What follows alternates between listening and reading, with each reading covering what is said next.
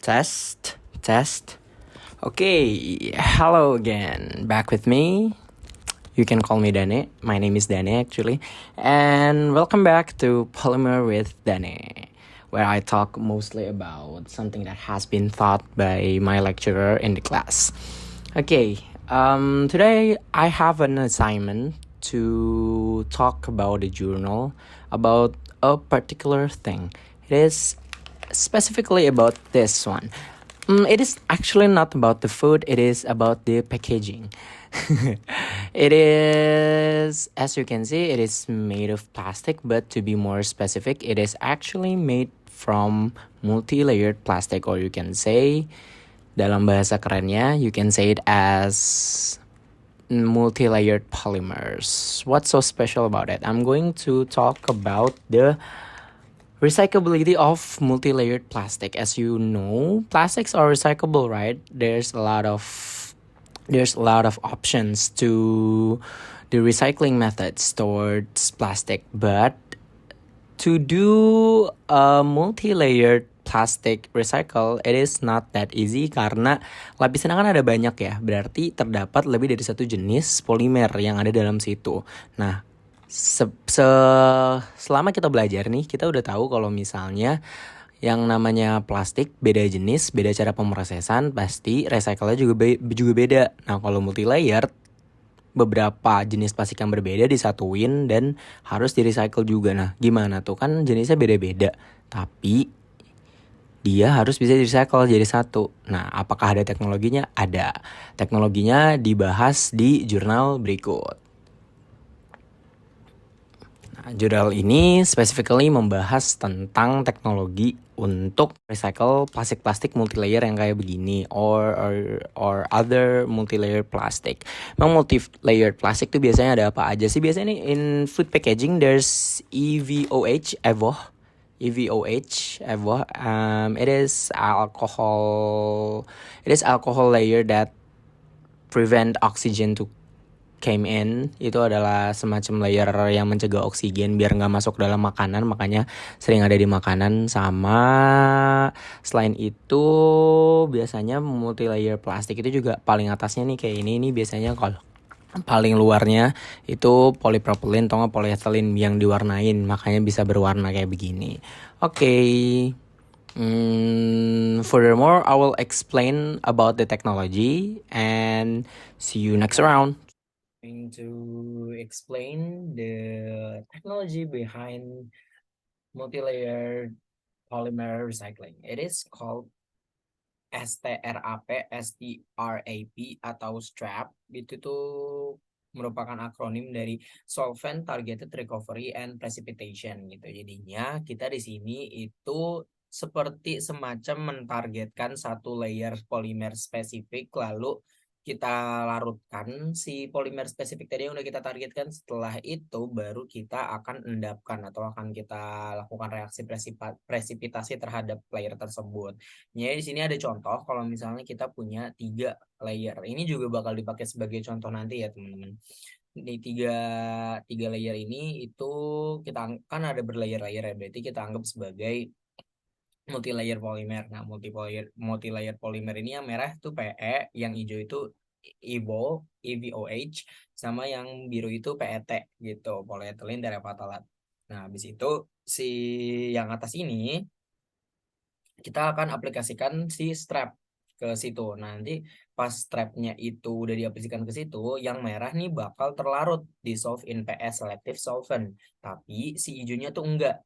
Jadinya selektif nih dia si strap ini hanya melarutkan si PE doang untuk saat kita memberikan solvent tertentu gitu.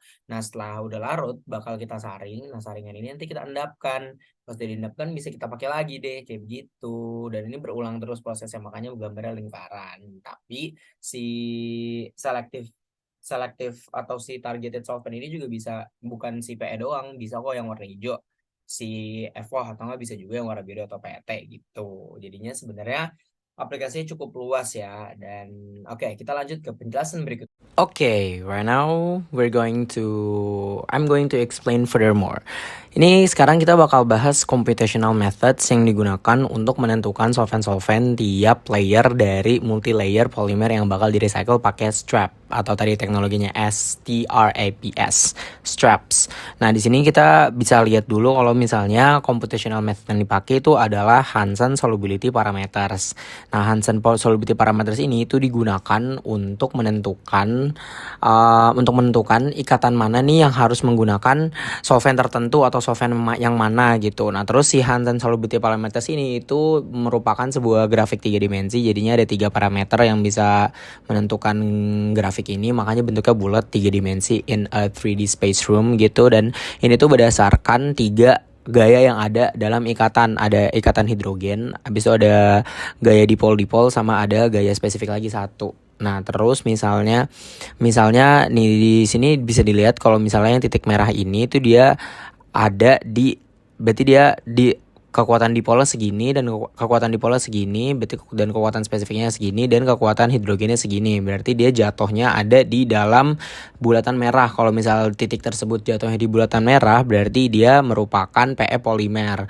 Nah, kalau dia merupakan PE polimer, dia itu harus pakai PE selective solvent gitu. PE selective solventnya itu bisa dipakai, nih ada 3, bisa toluena, bisa osilin atau p-silane gitu. Terus itu juga berlaku untuk titik yang jatuhnya di lingkaran warna biru sama yang titiknya jatuh di lingkaran atau bukan lingkaran, bola berwarna biru atau bola berwarna hijau. Kalau jatuhnya di bola berwarna biru, dia itu berarti merupakan, kalau dia jatuh di bola warna biru berarti dia merupakan PET polimer. Nah, kalau misalnya PET polimer harus pakai PET selective solvent gitu. PET selective solventnya itu bisa ada 3, THF, NMP atau enggak GVL gitu. Dan itu berlaku juga ya teman-teman untuk yang lingkaran yang bukan lingkaran, bola, untuk bola yang warna hijau. Nah, terus anti-solvents itu sebenarnya apa? Anti-solvent itu basically adalah kan solvent untuk melarutkan. Kalau anti-solvent untuk tidak melarutkan alias mengendapkan. Berarti tadi kalau misalnya dia udah terlarut nih sama solvent-solvent yang ada, misalnya PE-nya udah ke solvent, udah terlarut sama si toluena. Oke, kalau udah di solvent harus diendapin dong biar bisa di recycle, biar bisa dipakai lagi. Maka dari itu kita bisa pakai aseton atau bisa pakai air bahkan untuk mengendapkan kembali si PE yang udah terlarut di toluena gitu. Nah, terus selanjutnya ini. Nah, ini juga ada di samping Hansen Solubility Parameters itu ada computational methodnya lagi juga untuk menentukan lebih spesifik lagi nih, kayak basically gimana prosesnya suatu titik tuh bisa dimasukin ke dalam area tertentu sehingga bisa masuk ke bola tertentu kayak begitu. Nah, di sini tuh sebenarnya nih pakai explicit solvent modeling. Solventnya nanti di modeling dulu, terus nanti dilihat bagian-bagiannya kayak gini. Misalnya ada PET oligomer.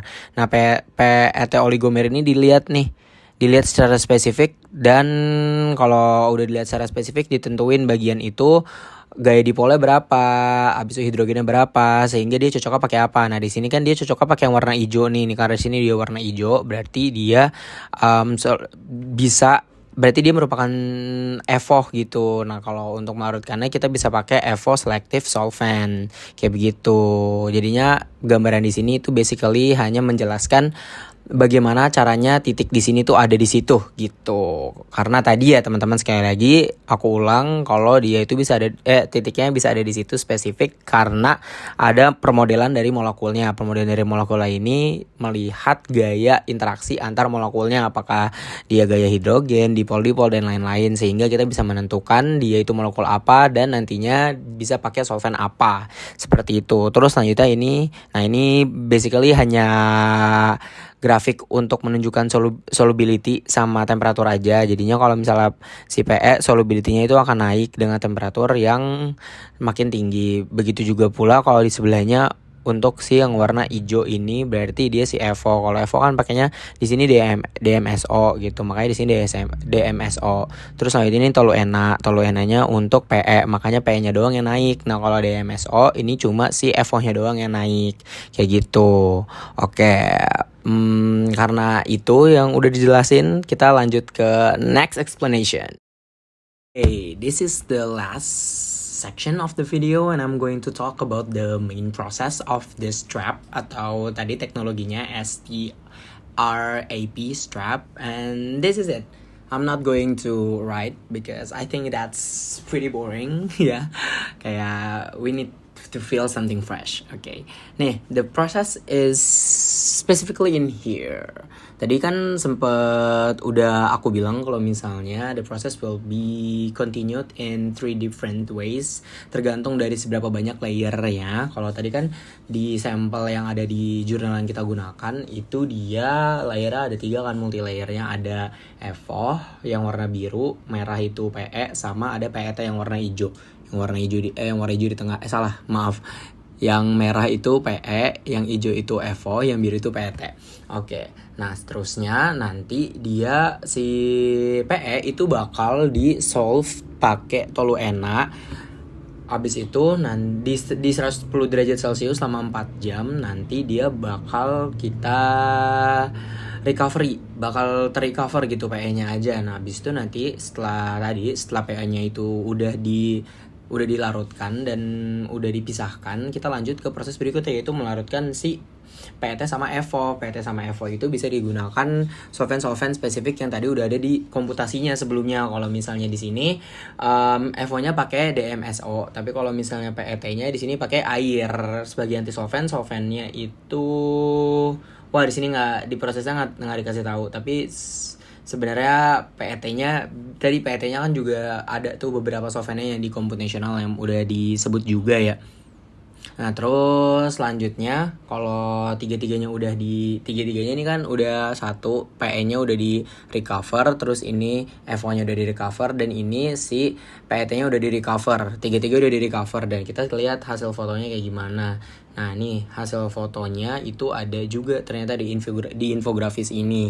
Dan ternyata recovery yang dihasilkan itu cukup gede ya teman-teman. Di sini sampai 98,5 recovery untuk si PE-nya. Habis itu 95,7% recovery untuk EVO-nya dan 100,7% recovery untuk PET-nya.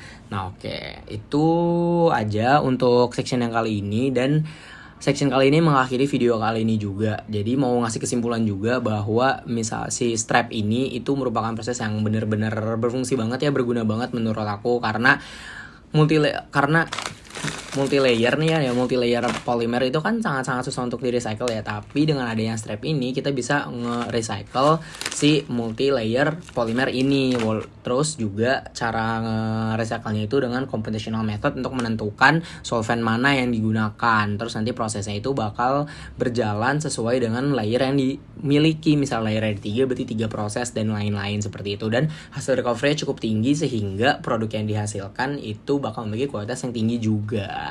Oke, baik, segitu dulu. Thank you for watching. See you next round in Polymer with Dane. Bye.